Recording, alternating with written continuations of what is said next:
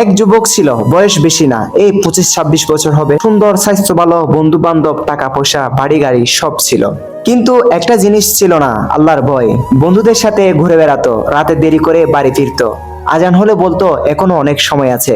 মা তাকে অনেক বুঝাতো, বাবা এই দুনিয়া ছেড়ে একদিন চলে যেতে হবে, সময় থাকতে আল্লাহকে ভয় করো। কিন্তু যুবক হাসতো, বলতো মা জান্নাতে যেতে হলে তো নামাজ পড়তে হবে, আগে দুনিয়াটা একটু দেখিনি। এক রাতের ঘটনা, একদিন গভীর রাতে বন্ধুদের সাথে আড্ডা দিয়ে ফিরছিল।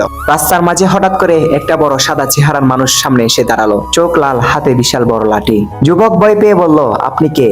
আমি তোমার মৃত্যুর ফেরেশতা, আজ তোমার সময় শেষ। যুবক কেঁদে উঠলো, বলল, না না, আমাকে একটু সময় দেন, আমার নামাজ পড়তে হবে, আমার মাকে একটু দেখতে হবে। ফেরেশতা বলল, দুনিয়া থাকতে আল্লাহ তাআলা তোমাকে হাজারো সময় দিয়েছিল, এখন আর সময় নেই।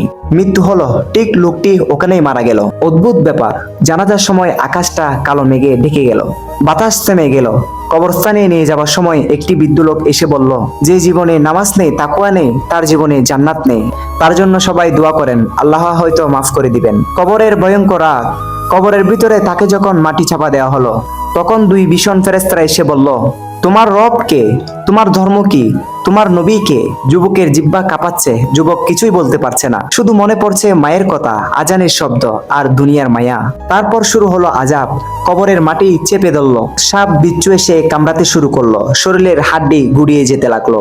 শেষ কথা, ভাই একদিন এই যুবকের মতো আমাদেরও পৃথিবী ছেড়ে চলে যেতে হবে। তখন কেউ পাশে থাকবে না, থাকবে শুধু আমল। এখনো সময় আছে, নামাজ পড়ো, আল্লাহকে ভয় করো। দুনিয়া শুধু দেখার জন্য, জান্নাত বানানোর জন্য না। না হলে এই যুবকের মতো একদিন তোমাকেও ফিরতে হবে।